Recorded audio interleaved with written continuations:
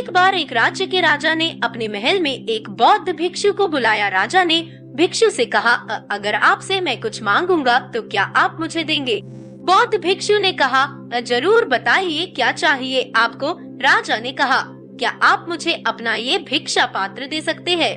बौद्ध भिक्षु ने बिना कोई प्रश्न किए अपना भिक्षा पात्र राजा को दे दिया। अब सिर्फ तन पर कपड़ों के अलावा सांसारिक वस्तु के नाम पर कुछ भी शेष नहीं था भिक्षु के पास। राजा ने बदले में बौद्ध भिक्षु को एक बड़ा सा सोने का कटोरा दे दिया जिसमें चारों तरह मोती जड़े हुए थे। बौद्ध भिक्षु ने उस कटोरे को हाथ में लिया और जंगल में बनी अपनी कुटिया की तरफ चलने लगे। वे रास्ते से गुजर ही रहे थे कि एक चोर ने उनके हाथ में वो कीमती सोने का कटोरा देख लिया। चोर उस कटोरे को चुराने के मन से बौद्ध भिक्षु का पीछा करता रहा। बौद्ध भिक्षु ने महसूस कर दिया था कि एक चोर उनका पीछा कर रहा है। उन्होंने सोचा कि सोने के कटोरे की वजह से ये चोर उनकी मानसिक शांति को खराब कर सकता है और उस चोर को इस कटोरे को चुराने के लिए बहुत मेहनत भी करनी पड़ेगी। इसलिए ये कटोरा उस चोर को ही दे देना उचित होगा। फिर जब वो भिक्षु अपनी कुटिया के द्वार पर पहुँचे तो उस सोने के कटोरे को कुटिया के बाहर ही फेंक कर अपनी कुटिया में चले गए। चोर एक पेड़ के पीछे छिपाए सा कुछ देख रहा था। चोर ने जब देखा कि भिक्षु सोने का पात्र बाहर ही फेंक कर कुटिया में चला गया तो उसने सोचा कि जरूर उस भिक्षु ने कुटिया में इससे भी ज्यादा बहुत सी बहुमूल्य वस्तुएं व धन छुपा कर रखे होंगे, इसीलिए वो इसे बाहर ही फेंक कर अंदर चला गया। यह सोचकर वो चोर कुटिया के अंदर जाने का प्रयास करता है। कुटिया के अंदर वो बौद्ध भिक्षु ध्यान में पूरी तरह लीन होते हैं।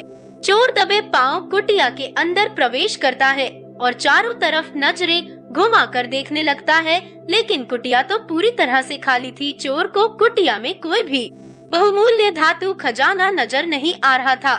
यह सोचकर वो चोर और भी ज्यादा आश्चर्यचकित रह जाता है।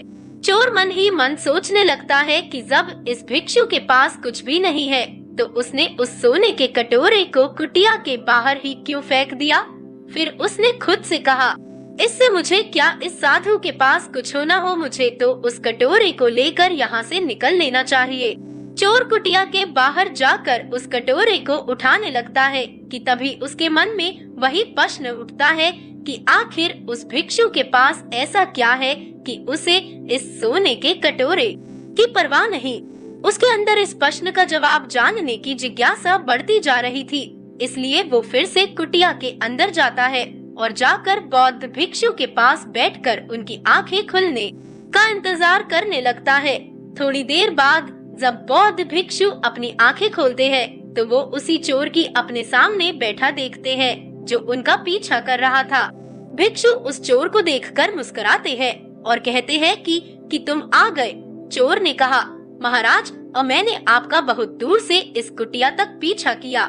मैं बस ये जानना चाहता हूँ कि आपने उस सोने के कटोरे को कुटिया के बाहर ही क्यों फेंक दिया। आखिर आपके पास ऐसा कौन सा धन है जो उस मोतियों से जड़े कीमती सोने के कटोरे से भी ज्यादा बहुमूल्य है।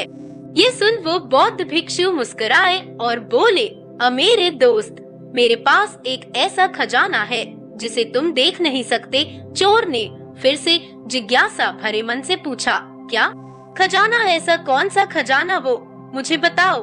भिक्षु बोले, मेरे पास ध्यान का खजाना है जिसके सामने दुनिया की सारी दौलत भी फीकी है। यह सुन वो चोर बौद्ध भिक्षु के पैर पकड़ लेता है और कहता है, महाराज, हो सके तो मुझे माफ कर दे। मैं एक लुटेरा हूँ और मैं यहाँ आपको लूटने के उद्देश्य से ही यहाँ आया था, लेकिन आप तो एक संत आदमी निकले। आपसे मुझे इस दुनिया की कोई धन दौलत नहीं चाहिए। क्या आप मुझे अपने ध्यान के खजाने से एक छोटा सा हिस्सा दे सकते हो ताकि मैं भी आपकी तरह शांति को प्राप्त हो सकूं? बौद्ध भिक्षु बोले, हाँ, क्यों नहीं। अगर तुम चाहो तो तुम भी मेरी तरह ध्यान के माध्यम से सुकून, संतुष्टि और शांति रूपी खजाने को प्राप्त कर सकते हो। इसके लिए तुम्हें ध्यान लगाना सीखना होगा।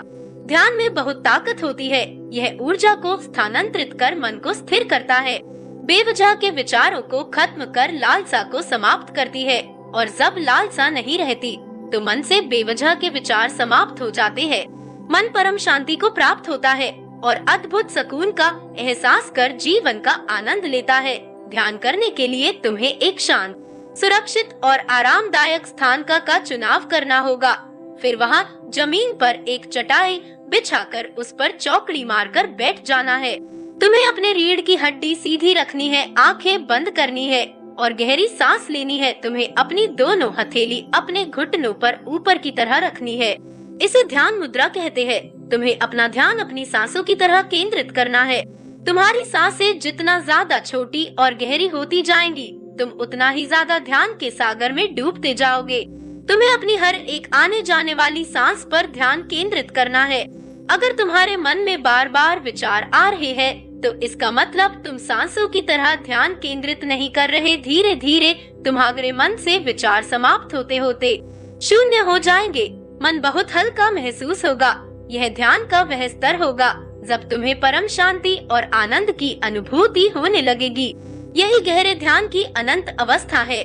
यह 1 या 2 दिन में नहीं होगा। इसका प्रयास तुम्हें रोज करना होगा। चोर ने अब चोरी, डाका छोड़ रोज नियमित रूप से ध्यान लगाना शुरू कर दिया।